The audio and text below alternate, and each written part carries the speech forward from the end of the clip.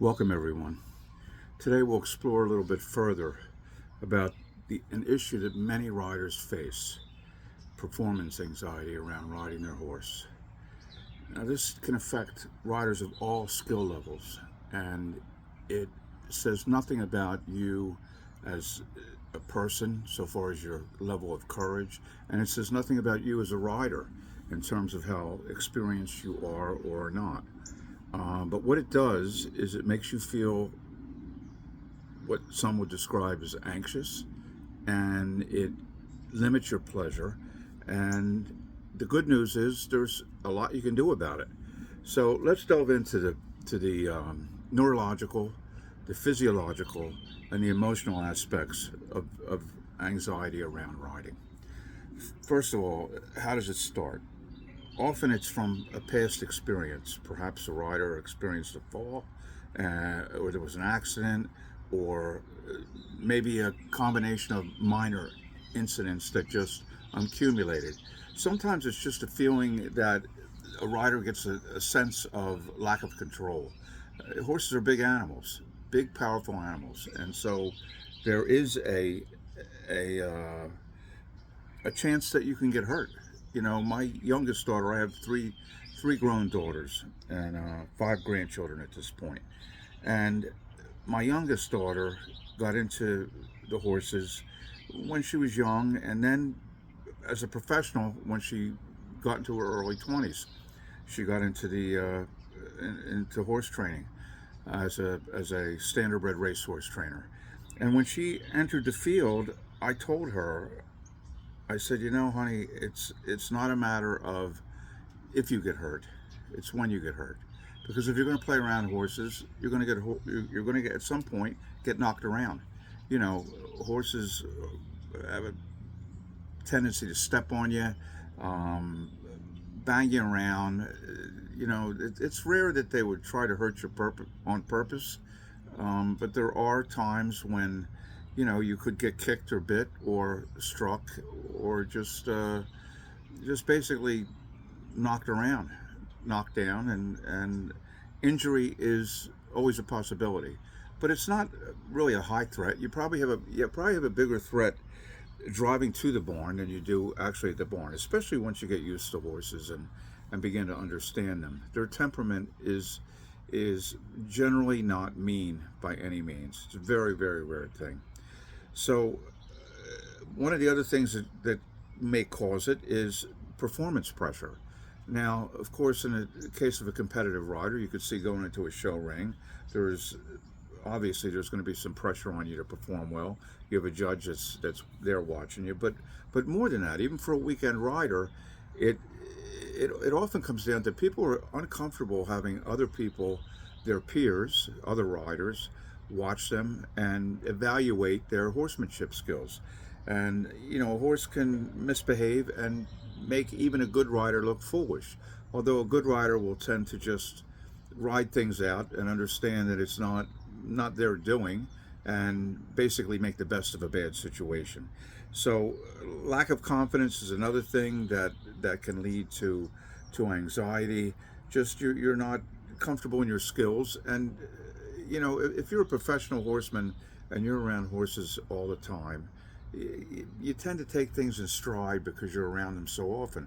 But if you're going on the weekends or once in a while during the week and going for a short visit, it's really difficult to build up that level of confidence and comfort just being around the animals because you're not around them quite enough to really reach that level of comfort. So spending more time in a barn would help something like that.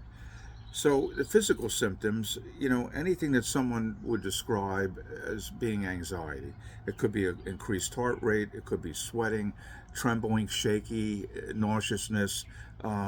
These are all possible sensations that a person could describe as being caused by anxiety. None of these sensations on their own would indicate that it is anxiety, but often people interpret these body sensations that I just mentioned as being anxiety. And for them, if that's what they believe is true, then that kind of is true. So far as the mental symptoms, racing thoughts, worry, especially worrying about the what ifs. What if this happens? What if the horse does this? What if I lose my balance and fall off?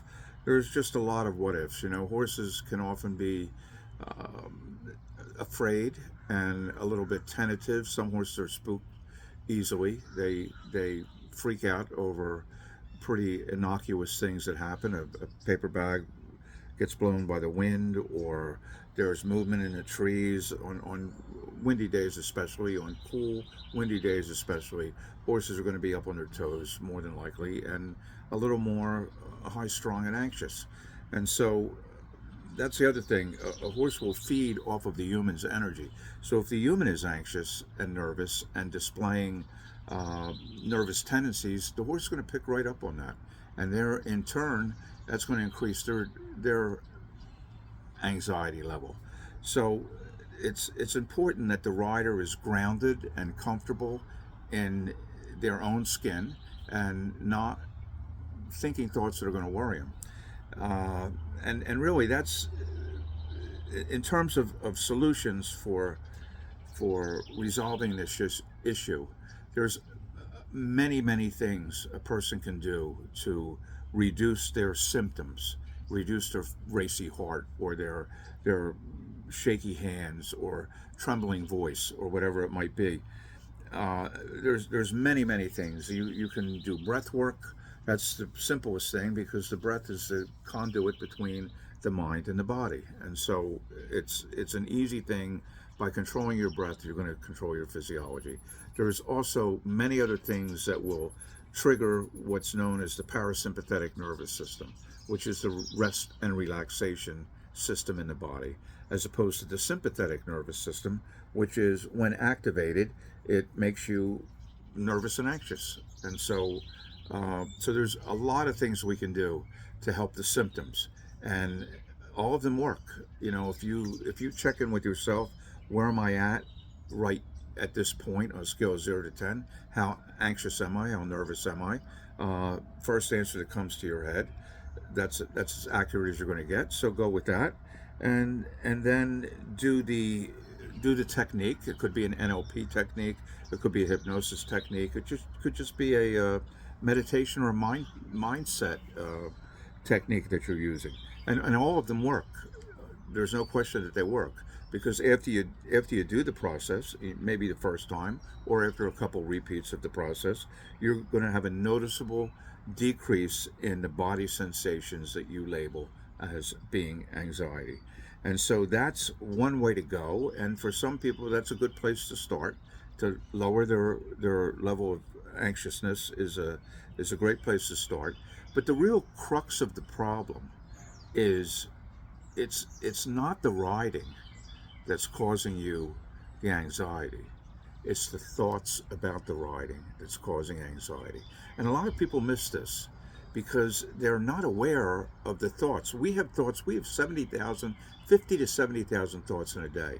Now, granted, a lot of them are the same thoughts looping over and over again in our head, but 70,000 thoughts a day, it's not unusual for a person to have a lot of thoughts just traveling through their head, especially if they're in an excited state, because that's going to lead to more brain activity and more thinking.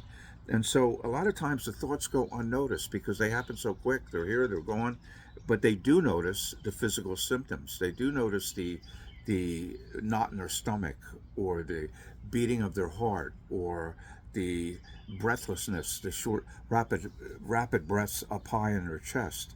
All these things are going to be, in some cases, associated with an anxious state, and they're being caused not by the actual riding, because they happen before the ride even begins. They happen when you start thinking about the ride. And so the number one thing is to become aware of your thoughts and become aware of your sensations. And when you pick up on yourself starting to get nervous or anxious, stop, take a deep breath, and think about, what was I thinking just prior to that body sensation kicking in. Because one of the big secrets here to controlling your overactivation of your nervous system is to catch it early. And the way to catch it early is to monitor your thoughts. And I'm going to be talking a lot more about this because to me, it is really the key to the kingdom in terms of getting to the root cause of what's causing your anxiety. And on a simple level, a lot of people can agree, yeah, I'm thinking thoughts and I'm getting anxious, and they can sort of see it. But until you really get it, until you really fully grasp the idea that really what's happening is I'm scaring myself with my thinking. And once you really get that, it's usually like a eureka moment, like a light bulb goes off in your head. Of course, that's what I've been doing all along. And so that's really a game changer for some people once they get that insight. And and it will happen. Sometimes it happens quick. Sometimes it happens takes a little bit longer. So I'm going to hit pause for now, and I'm going to send a couple more videos out in the next few days, going into this a little bit in more depth a little bit.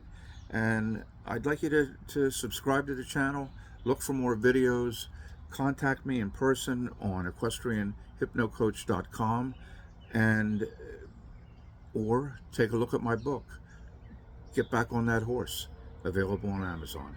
Thanks for listening. We'll talk again soon.